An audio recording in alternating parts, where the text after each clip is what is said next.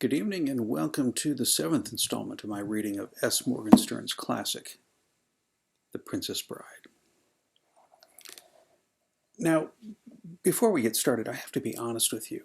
This reading represents my first major excision of Morgenstern's The Princess Bride. Chapter 1, The Bride, is almost in its entirety about the bride. Chapter 2, The Groom, only picks up Prince Humperdinck in the last few pages. To the best of my recollection, this chapter is where my father apparently stopped reading, and there is simply no way of blaming him, for what Morgenstern has done is open this chapter with 66 pages of Florinese history. More accurately, it is the history of the Florinese crown. Boring? Hella boring. So why would a master of narrative like Morgenstern stop his narrative dead before it really has much chance to get moving? No one knows. All I can guess is that for Morgenstern, the real narrative was not Buttercup, but the remarkable things she endures. Instead, I think Morgenstern was really more concerned about relating the history of the monarchy and other such stuff to the reader. Thus, Buttercup was only a diamond in the rough. If or when my abridged reading goes viral, I suspect every Florinese scholar alive to slaughter me. George Mason University, right down the road, not only has the leading Florinese experts in America, but also direct ties to the New York Times audiobook review. I can't help that, and I can only hope that they will understand my intentions here are in no way meant to be destructive of Morgenstern's vision. Now, with that off my chest, Chapter 2. The Groom. Prince Humperdinck was shaped like a barrel. His chest was a great barrel chest, his thighs mighty barrel thighs. He was not tall, but he weighed close to 250 pounds. Brick hard. He walked like a crab, side to side, and probably if he had wanted to be a ballet dancer, he would have been doomed to a miserable life of endless frustration. But he didn't want to be a ballet dancer. He wasn't in that much of a hurry to be king either. Even war, at which he excelled, took second place in his affections.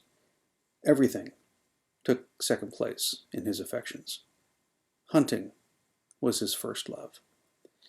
He made it a practice never to let a day go by without killing something. It didn't matter what.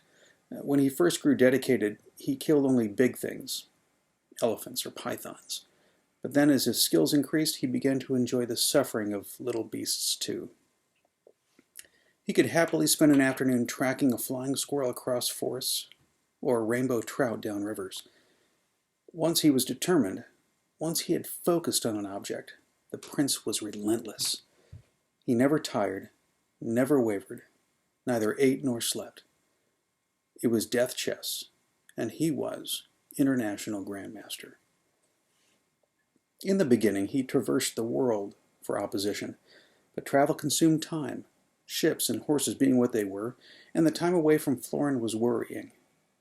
There always had to be a male heir to the throne, and as long as his father was alive, there was no problem. But someday his father would die, and then the prince would be the king, and he would have to select a queen to supply an heir for the day of his own death. So to avoid the problem of absence, Prince Humperdinck built the Zoo of Death. He designed it himself with Count Rugen's help, and he sent his hirelings across the world to stock it for him.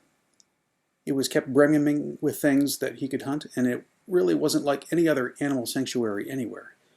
In the first place, there were never any visitors, only the albino keeper, to make sure the beasts were properly fed and that there was never any sickness or weakness inside.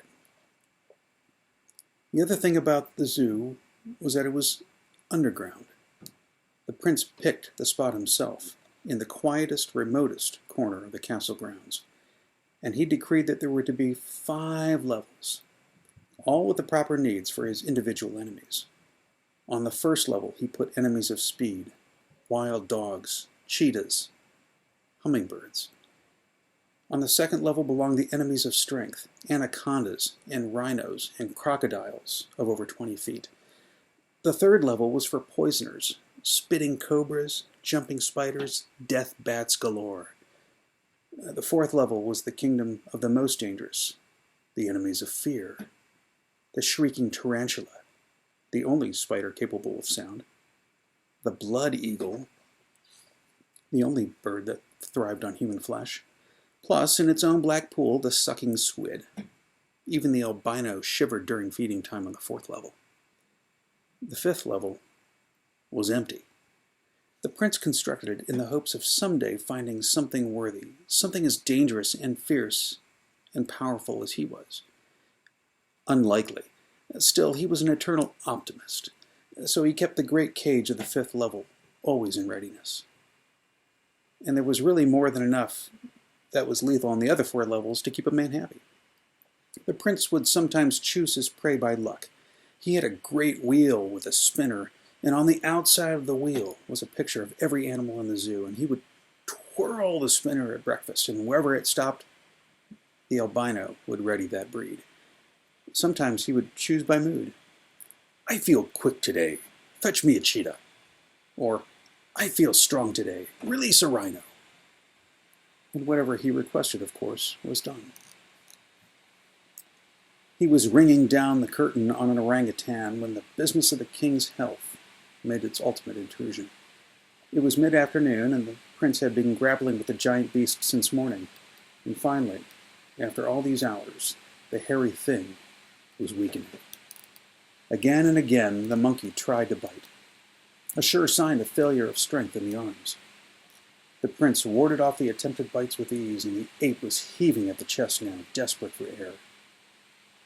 The prince made a crab-like step sideways, then another, then darted forward, spun the great beast into his arms, and began applying pressure to the spine. It was all taking place in the ape pit, where the prince had his pleasure with many simians. From up above now, Count Rugen's voice interrupted. There is news, the count said. From battle, the prince replied, Can it not wait? For how long? Said the count. The orangutan fell like a rag doll. Now, what is all this? The prince replied. Stepping past the dead beast, mounting the ladder out of the pit. Your father has had his annual physical, said the count, and I have the report. And? Your father is dying. Damn, said the prince. That means I shall have to get married. And tomorrow night, Chapter 3, The Courtship. Thanks for reading with me tonight. See you tomorrow.